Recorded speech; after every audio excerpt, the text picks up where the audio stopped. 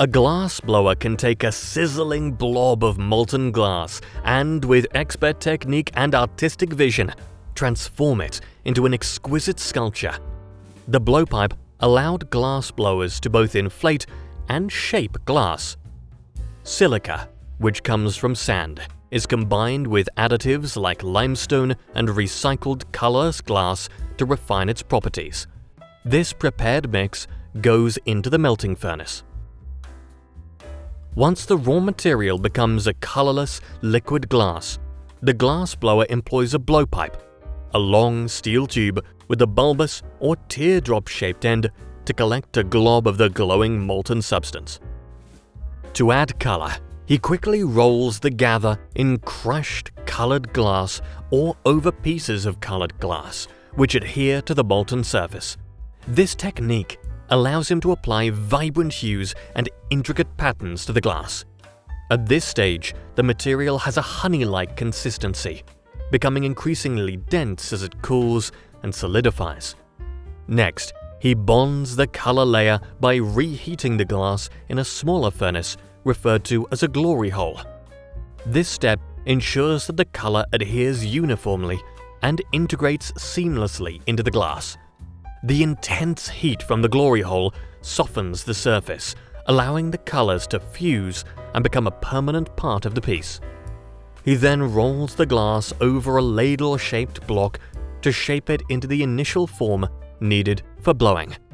This process helps to refine the glass's contours, making it easier to achieve the desired shape during the blowing stage. The block's unique shape assists in creating a symmetrical and stable base, setting the stage for further manipulation and detail work. A soft breath of air transforms it into an air-filled sphere. At this point, the cooling glass has thickened to a honey-like consistency, making it easier to control and shape. The glass blower carefully manipulates the glass using a range of blocks and hand tools, skillfully stretching and molding it into the desired form.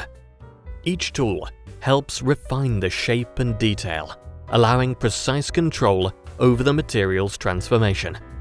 The glass, now with a consistency similar to hardened caramel, retains its final shape. He marks the glass at the point where it attaches to the blowpipe, then cools it further using compressed air. At the other end of the glass, he affixes a solid metal rod called a pontil, which is covered with hot glass. To detach the piece from the blowpipe, he applies a splash of cold water to the scored line to help the glass crack and separate. Finally, the glass is placed in an electric kiln for a gradual 12-hour cooling process to prevent any risk of cracking. The invention of blown glass occurred over 2,000 years ago. The technique is believed to have been developed around the 1st century BCE, which places its origin well over 2 millennia in the past. Thank you for watching, and we'll see you in another episode.